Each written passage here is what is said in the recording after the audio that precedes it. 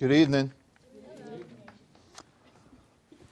Well, tonight we begin a new study or a new section in our study of the Old Testament, and there are two lesson sheets in the back. If you want a cover for like one of those notebooks where you can slip this in, there's one of these back there, and then there's should be lesson number 1.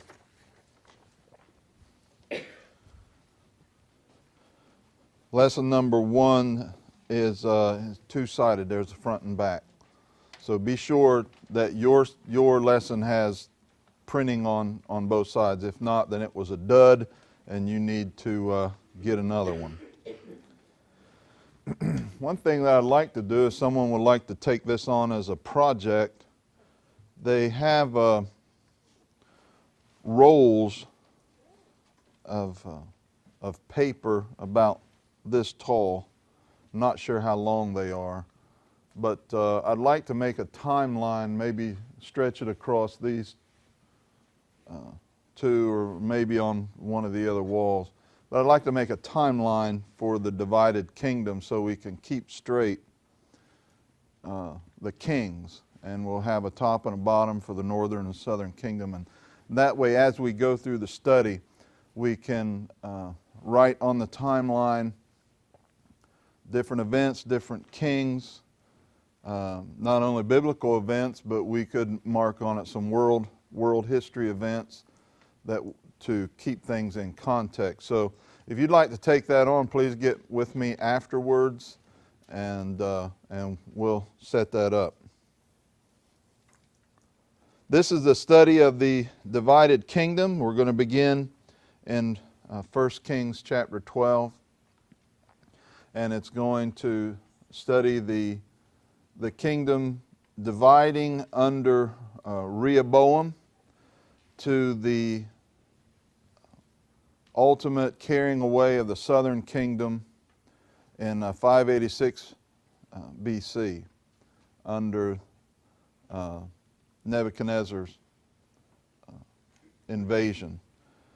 This is going to, if I remember correctly, covers about 350 years of history. The northern kingdom loses its national identity, is carried away into Assyrian captivity in 722 BC. And so then you will have Judah alone from 722 to 586. 1 Kings chapter 12 is what we're going to be studying tonight. Let's look at the first 5 verses. Now Rehoboam went to Shechem, for all Israel had gone to Shechem to make him king.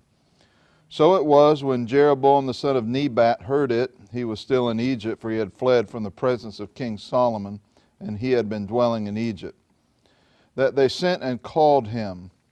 Then Jeroboam and the whole congregation of Israel came and spoke to Rehoboam, saying, Your father made our yoke heavy. Now therefore lighten the burdensome service of your father and his heavy yoke which he put on us, and we will serve you. So he said to them, Depart for 3 days, then come back. And the people departed. Not sure exactly why they decide to gather in Shechem. There may be a couple of reasons. It is a landmark in Israel. This is where Joshua called the people together when he was giving his final charge to the people. They gathered together in Shechem. Also, Mount Ebal and Mount Gerizim, where the event took place where they pronounced the blessings and the cursings. These mountains are near Shechem. Also, if you remember back in our study of the book of Judges chapter 9, Abimelech, one of the sons of Gideon, he's called Jerubbaal in Judges chapter 9. Abimelech was from Shechem, or he goes to Shechem to become a king, really, and to usurp a kingship. All of these things put together lead us to a conclusion. And this is a very important city. It's a city where there are landmarks from Israel's history. And so this is where they are going to basically set up Jeroboam as king. I think that the ruse here to say to Rehoboam, lighten the burden. And there are two things here that they want lightened. They want lightened the burden of taxation and also the burden of service. And Solomon had put pretty heavy burdens on them as far as labor and taxation was concerned. And they want these things lightened. And I think from the outset, and this is just my opinion, it's not stated in the text, so let me just say this is my opinion. I think from the outset that they have decided that they're going to rebel. As a matter of fact, we know that Jeroboam has been informed by God's prophet that the kingdom is going to be divided, 10 for Jeroboam and 2 for Rehoboam. I don't think that Jeroboam kept this to himself. He probably informed others of this prophecy. And so in my opinion, bringing Rehoboam or calling Rehoboam to Shechem and basically giving him this ultimatum is really what it was just a ruse. They were going to rebel anyway. They probably had a good idea of what Rehoboam was going to say. Rehoboam initially is pretty wise in what he says. He says, give me time to think about this. He doesn't just fly off the handle and say, no, I'm not going to do that. He says we're going to take counsel on it for 3 days. And so initially that's wise. Initially he is wise in seeking the counsel of the elderly, wise men, but he ultimately responds to the people very foolishly. Jeroboam has returned. He, you recall, fled to Egypt because Solomon was going to kill him. And we're not told exactly what Jeroboam did. Perhaps Solomon got word of the prophecy concerning the division of the kingdom. And certainly when God cursed Solomon or expressed his displeasure to Solomon, he told him that bad things were going to come upon the kingdom, that the kingdom was going to be torn from him, yet it was not going to be during his lifetime. And so whatever happened there, Solomon was out to get Jeroboam. And Jeroboam flees to Egypt, and he stays there until the death of Solomon, and then returns back to Shechem. Shechem is a major city in Ephraim. Jeroboam is a major personality in the tribe of Ephraim. And he returns to basically lead the revolt against Rehoboam. So they come, and under the pretense of complaining about heavy taxation, they say that, you know, we will serve you if you lower our taxes and ease the burden of servitude here. I don't think they would have served Rehoboam even if he had come back and said, okay, I'll lower your taxes and ease the burden of servitude. It's just my opinion, but I don't think they would have served him faithfully even then. For the tribe of Ephraim, which is the major leading tribe of the 10 tribes, they have had a problem with pride and just a rebellious spirit all through their history, it seems. You can go back to the book of Judges and we'll note a couple of instances back there where they showed a great deal of pride in wanting to be the major player in the leadership of Israel. Joshua was from the tribe of Ephraim, and even Joshua had a problem with the tribe of Ephraim, because when it came time to give the allotment to the children of Israel, the tribe of Ephraim complained. In Joshua chapter 17 and verse 14, the children of Joseph, this would be Ephraim, spake unto Joshua, saying, Why hast thou given me but one lot and one portion to inherit, seeing I am a great people, for as much as the Lord hath blessed me hitherto? So I'm a great people, they said. In Judges chapter 8 and verse 1, when Gideon had defeated the Midianites miraculously with just the 300 men, and had pursued them and was coming back from the pursuit, guess who comes out and complains that they weren't part of the victory? Well, it's Ephraim. The men of Ephraim said unto him, Why hast thou served us thus, that thou callest us not when thou wentst to fight with the Midianites? And so they chided with him sharply. And Gideon, of course, answers them wisely. Now they try that nonsense again with another fellow named Jephthah. And Jephthah does not answer them gently. In Judges chapter 12 and verse 1, Ephraim gathered themselves together against Jephthah, and they chided with him. And Jephthah says, okay, this is what we'll do. And of course, this is where the event of saying Shibboleth, we read about that, and he kills 42,000 of them. And so Ephraim here expressing their pride. When David returns from the revolt under Absalom, he returns from that battle. Here again, Ephraim asserts its pride and says, we have 10 parts in David, you only have 2. Judah and Benjamin, they had gone to bring David back, and of course Ephraim leading the 10 tribes here, they chide with David. And so Ephraim has a long history here of being rebellious and wanting to be the leader in Israel. And here they've had 3 kings, and none of them have been Ephraimites. They had Saul from Benjamin, they have David and Solomon now from Judah, and so they're just sick of it. They've had their fill of the tribes of Judah, the house of David, and King Saul from Benjamin. And so I don't think it would have mattered what Rehoboam said. They were bent on rebellion, is my opinion. Any questions, comments, or observations on verses 1 to 5? Now you have Rehoboam's response.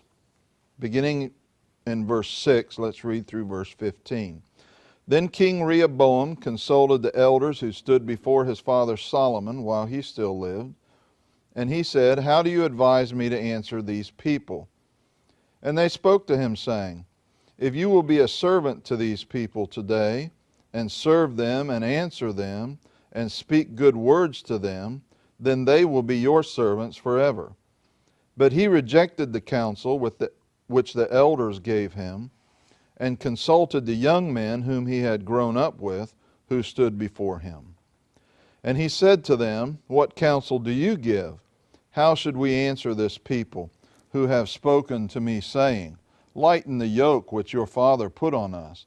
Then the young men who had grown up with him spoke to him, saying, Thus you should speak to this people who have spoken to you, saying, Your father made our yoke heavy, but you make it lighter on us. Thus you shall say to them, My little finger shall be thicker than my father's waist. And now, whereas your father laid a heavy yoke on you, I will add to your yoke.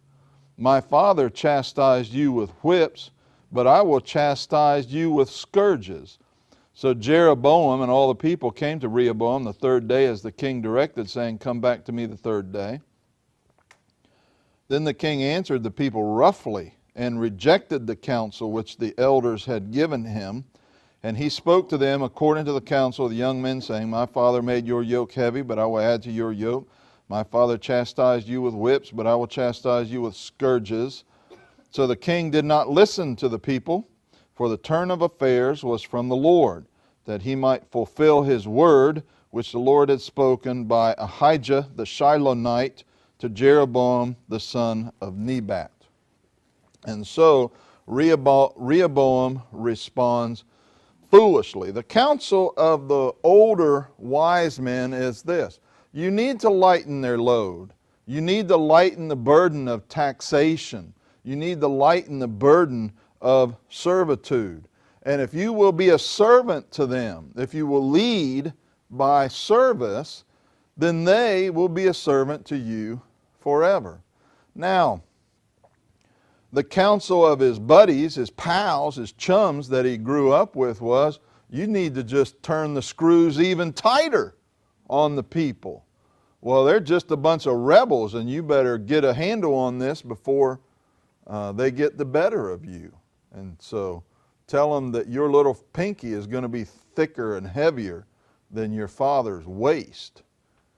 And of course, they're just fools in this, and Rehoboam's a fool by taking that counsel. Of course, God knew exactly the turn of events that was going to take place, and so God is using the affairs of human history here to bring about his own will.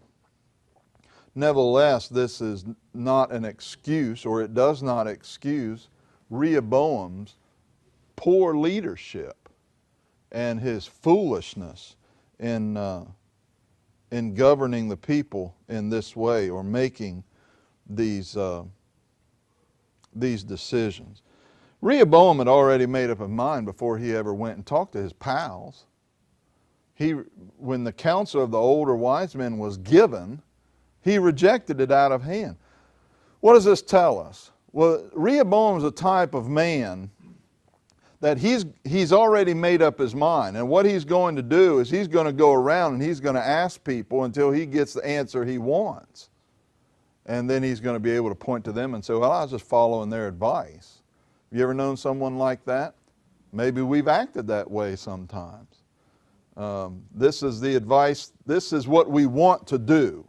This is the decision we've already made in our minds, and now we're just going to go around and ask different people until we find some folks that agree with us. Well, that's not smart. That's not wisdom. That's foolishness. But behind the whole thing, God is working. This doesn't mean that Rehoboam did not have a choice in the matter, but rather God knows what type of man Rehoboam is. He knows what kind of people the Ephraimites are and the 10 tribes. And so he sees what's coming and he knows what's coming. And he's just moving things about so that these things accomplish his will. Questions on verses 6 to 15. Matthew. I just find it interesting when you said about the older men's council was lead by service.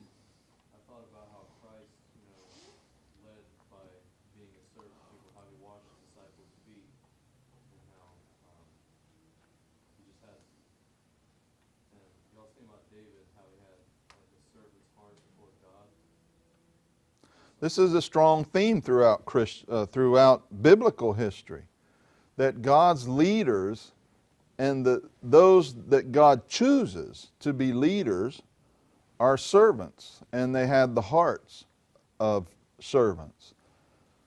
God did not choose Moses to lead when Moses was a prince in Egypt, but he chose him when he was a shepherd. And so we see also in the teachings of Christ that he who will be first shall be what? Last.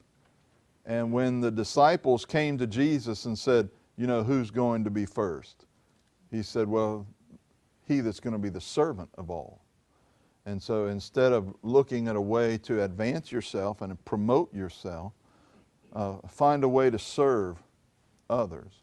And as Matthew pointed out, Jesus led in that by washing the disciples' feet and said, I leave you an example to follow.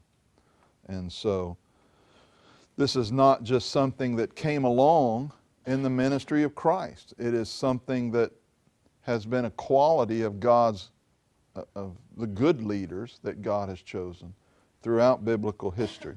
Any other comments or observations? Okay. Well, the revolt then takes place beginning in verse 16. Yes. Yes. Just kind of on the comment of him going to two different sources for counsel. Yeah, it could be he was looking for, he had made up his mind, he was kind of looking for the statement he can point to, like, that's what they told him to do. But I always thought, looking at Rehoboam, he never really showed much qualities of being real, how do you put it, secure in his own shoes, so to speak. It could be he was just really just looking for some kind of validation, so he could feel he was like his dad or his granddad, for that matter. You see this in some of the later kings, particularly as you get toward the end of the southern kingdom. With some of those later kings, inexperienced kings, you find that type of attitude that they really don't want to bear any responsibility themselves. They want someone else to make all the decisions for them. You know, you see that today in a lot of, leaders and politicians. Something goes badly and they say, well, it wasn't, someone else. And of course, it's nothing new. Adam started pointing the finger of blame in the Garden of Eden. And so it's just, it's a character fault of someone who's not courageous, someone who is not following God and willing to stand for what's right, someone who's fearful. Anything else? Okay. Beginning in verse 16, just look at verses 16 and 17. Now when all Israel saw that the king did not listen to them, the people answered the king, saying, and this what you have here in verse 16 is kind of a saying, or I don't really want to say a proverb, and I don't really want to say cliche. I don't know what I want to say, other than just say it's a saying.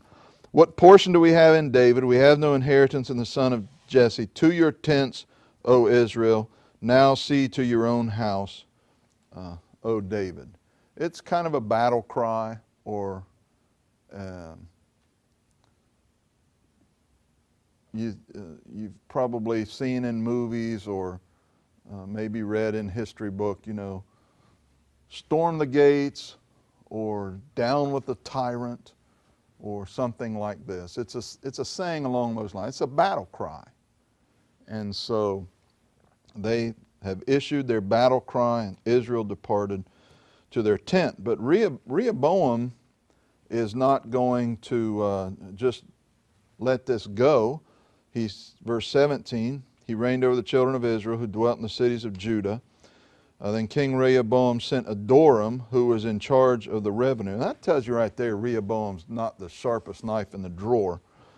But all Israel stoned him with stones, and he died. Therefore King Rehoboam mounted his chariot in haste to flee to Jerusalem. They're complaining about what? Taxes. And who does he send to try to quell the rebellion? The tax collector. Yeah. You get that's like today, let's say we had in downtown St. Petersburg a Tea Party rally. Okay? And who are they going to send to talk to the people at the Tea Party rally? Oh, the head of the IRS of the state of Florida. Not a good idea, okay? That's not the person you want to send. And so Rehoboam right there, either he didn't like his revenue collector and knew what was going to happen, or he's just not smart. Whatever the case, these who are revolting stone him with stones, and Rehoboam says, it's time for me to get out of town. And so he mounted his chariot and fled. But that's not going to be the end of it. Verse 19, so Israel has been in rebellion against the house of David to this day. And it came to pass when all Israel heard that Jeroboam had come back, they sent for him and called him to the congregation and made him king over all Israel. And there was none who followed the house of David but the tribes of Judah, or the tribe of Judah only. The tribe of Judah is two tribes. It's Judah and Benjamin. It's the southern kingdom of Judah. And then you're going to have the northern kingdom of Israel. It's going to be called the northern kingdom. It's going to be called Israel. Often it is called Ephraim because Ephraim is the chief tribe in Israel. And so you have 10 tribes in the northern kingdom, and then you have the southern kingdom of Judah.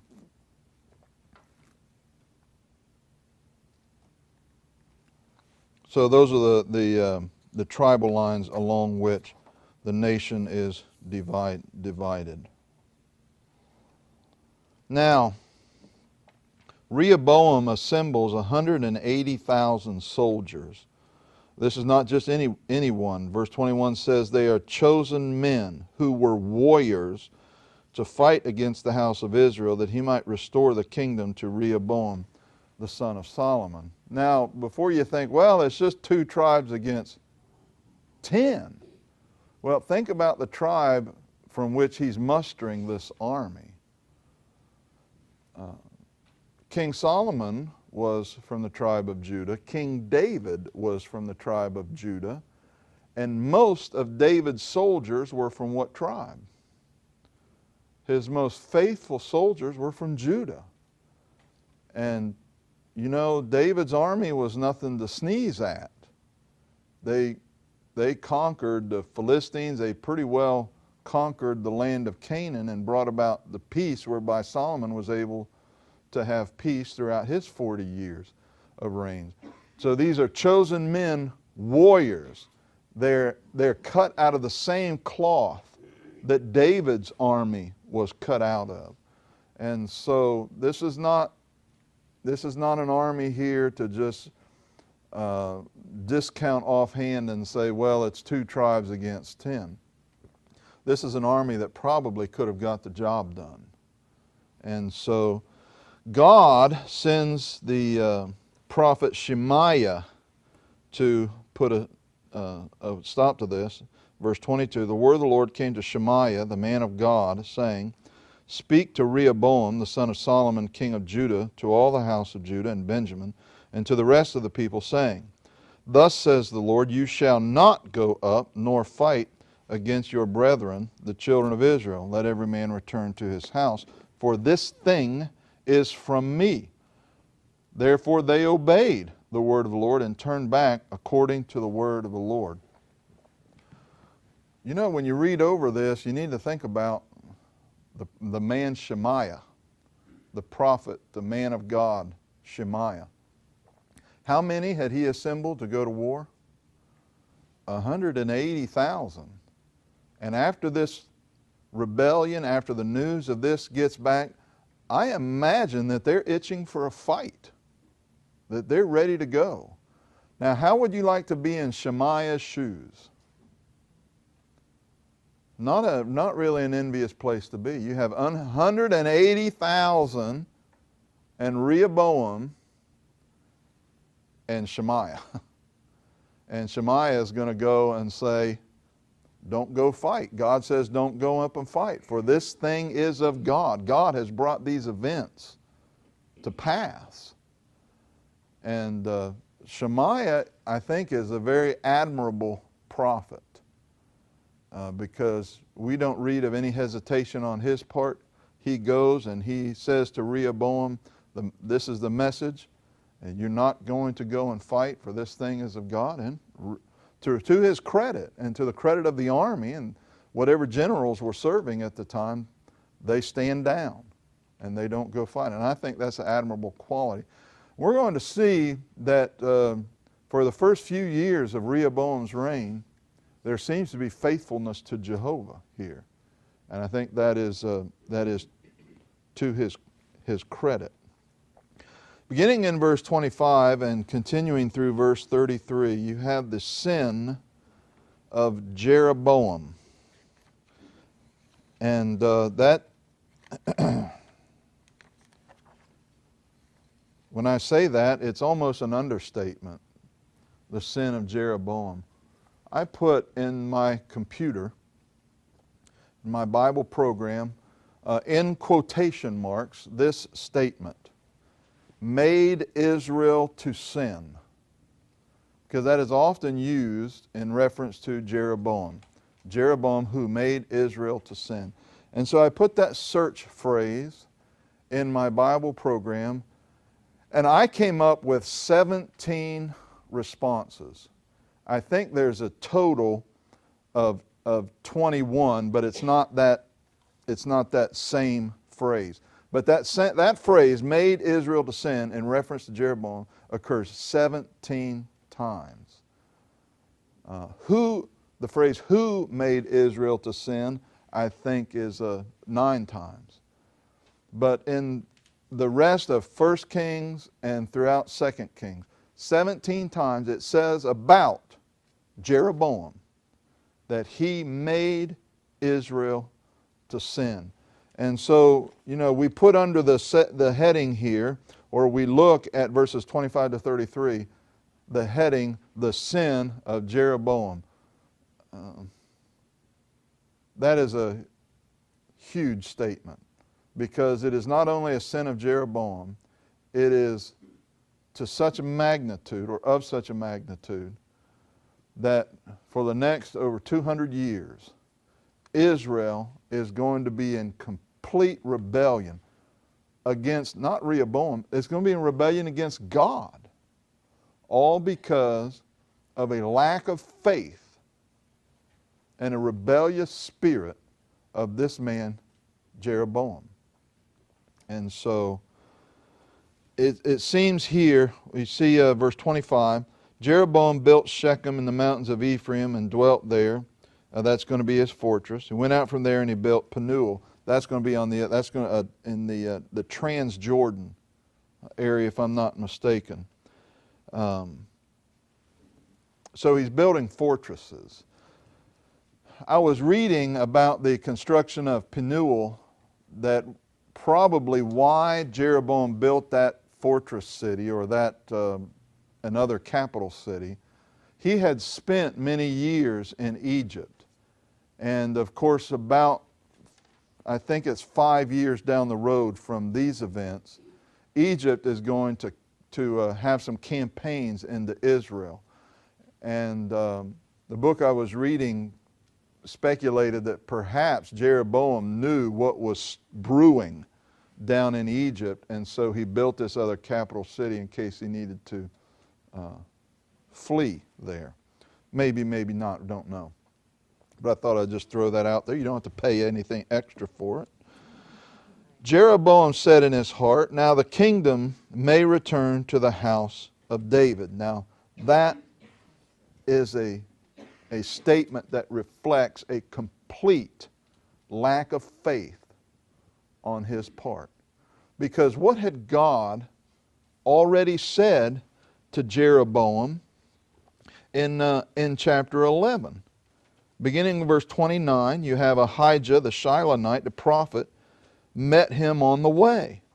And he gave him this object lesson, took his brand new clothes here and tore it up into 12 parts. And he kept 2 and he gave Jeroboam 10. And so God is telling Jeroboam here through the prophet Ahijah that if you will be faithful to me, then I will bless you. You'll be a ruler. You'll have a dynasty. Obviously, Jeroboam does not believe this. He does not have faith in God. Maybe that's because of the 5 years that he spent in Egypt. He's been down there hanging out with a bunch of pagans. And so this has probably eroded his faith in God, however much or however much he had and however strong it was before he fled to Egypt. But he has no faith whatsoever in what God has promised him. His faith is in his own abilities, in his own strength, the strength of his army, the strength of his wits and wisdom.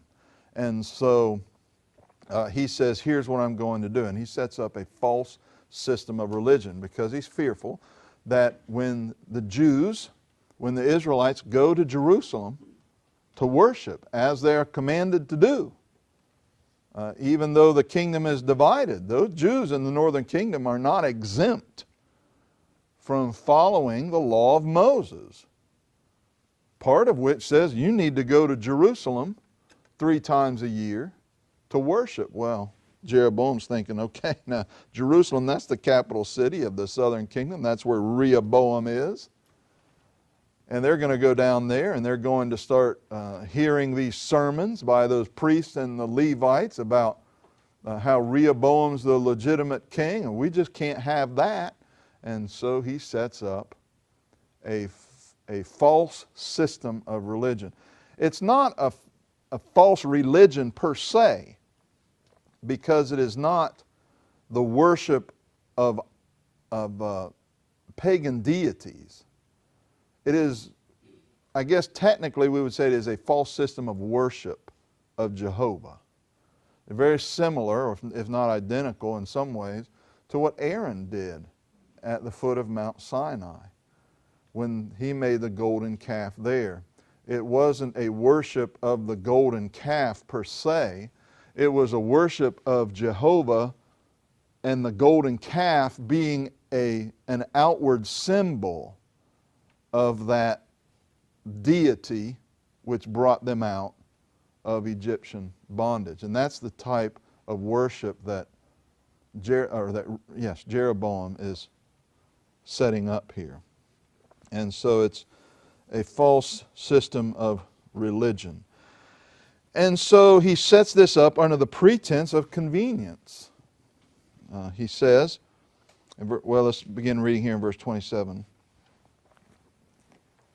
If these people go up to offer sacrifice in the house of the Lord at Jerusalem, then the heart of this people will turn back to their Lord, Rehoboam, king of Judah. And they will kill me and go back to Rehoboam, king of Judah. Therefore the king took counsel and made 2 calves of gold and said to the people, it is too much for you to go up to Jerusalem. Here are your gods, O Israel, which brought you up from the land of Egypt. And he set up one in Bethel, and the other he put up in Dan. Now this thing became a sin, for the people went to worship before the one as far as Dan. He made shrines on the high places and made priests from every class of people who were not of the sons of Levi.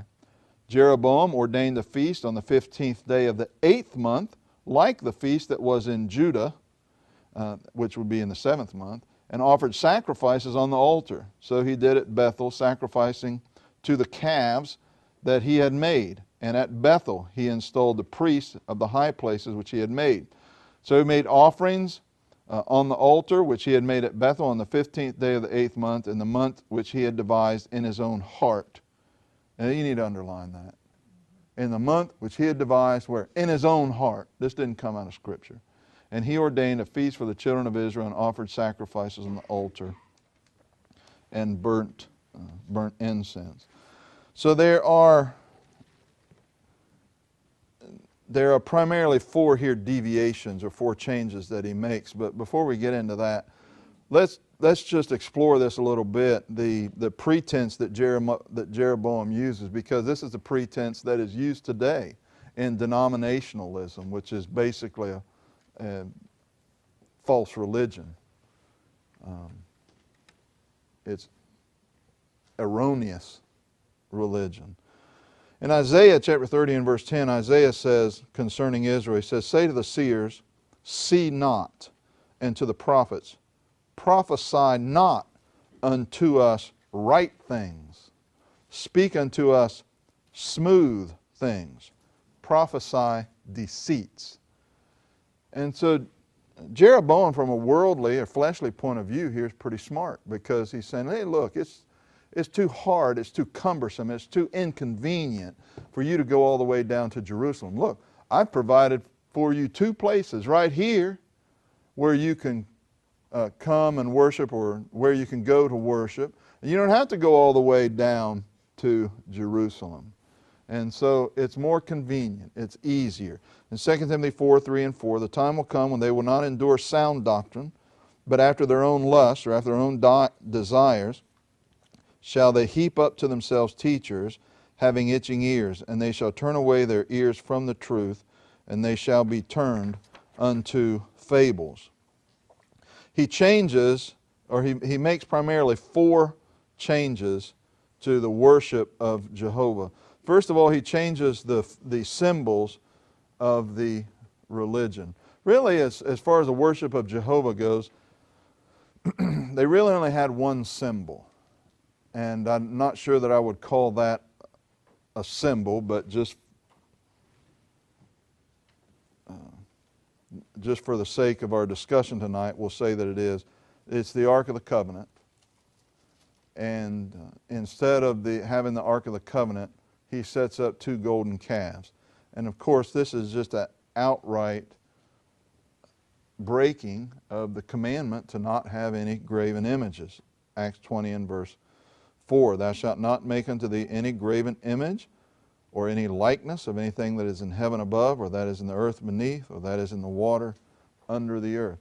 Even if you're making a graven image that represents God. But look at what God says in Deuteronomy chapter 4, and beginning in verse 14. The Lord commanded me at that time to teach you statutes, judgments, that you might do them in the land whither you go over to possess it. Take ye therefore good heed unto yourselves. Now notice what he says here. For you saw no manner of similitude on the day that the Lord spake unto you in Horeb, out of the midst of the fire, lest you corrupt yourselves and make you a graven image, the similitude of any figure, the likeness of male or female, the likeness of any beast that is on the earth, the likeness of any winged fowl that flieth in the air, the likeness of anything that creeps on the ground, the likeness of any fish that is in the waters beneath the earth. And so Moses is commanding the people, and he in effect says, this is what God wants me to teach you. He says, all right, now answer me this, people that were standing at Mount Sinai and heard God speak out of the smoldering furnace. What did you see? I know what you heard, because I heard it too. But what did you see? Nothing. You didn't see anything. You didn't see a calf, the form of a calf. You didn't see, any of you ever see The Wizard of Oz? You know, the great Oz, you know, the big face. You didn't see any face come out of the smoke and the fire. You didn't see anything. And so don't go out here with your little hammer and chisel and whittle up something and say, this is what God looks like. Well, that's exactly what Aaron did and the children of Israel. No doubt bringing it back from Egypt. And it's exactly what Jeroboam did. Here again, no doubt bringing it back, this idea back from Egypt. And so he changes the symbol of the worship. Here again, he's using this as a representation of God, of Jehovah. He changed the centers of worship. He changed it from Jerusalem, which God had ordained, to Dan and Bethel. He changed the priesthood from being only those of the descendants of Aaron, of the tribe of Levi, to being just anybody. And undoubtedly it went to the highest bidder. Perhaps use this as a way to generate some revenue for himself. He would sell these offices probably. 2 Chronicles 11 and verse 15, he ordained him priest for the high places and for the devils and for the calves which he had made. The chronicler didn't mince any words here when he identifies the source of this worship. These aren't priests of Jehovah, they're priests of devils. Paul, in writing to Timothy, talking about false doctrine, he says they're doctrines of what? demons. That's the ultimate source of false religion. Then he changed, number 4, the religious calendar. The 7th month was the climax of the Jewish religious calendar. And so he changes it to the 8th month. Here again, where did he get authority for this? Out of his own imagination. Okay? And you look around at what folks are doing today in the name of religion, in the name of Christianity, and where do you think they get these ideas? They get them out of their own imagination. And oftentimes, as we see here with Jeroboam, oftentimes the farther away one gets from scriptural authority, the more spectacular the display of the religion, the more entertaining or the more spectacular the display of the worship and the places of worship. Well, not everybody here is happy with Jeroboam's changes. You see in 2 Chronicles 11, 16 to 17, that the Levites basically here lead the charge, and they realize that what Jeroboam is doing here is absolutely wrong, and so they go to Judah, and all of those who desire to be faithful to God go with him, or go with them, the Levites. So that brings us to the end of chapter 12. Do you have any comments, questions, any observations?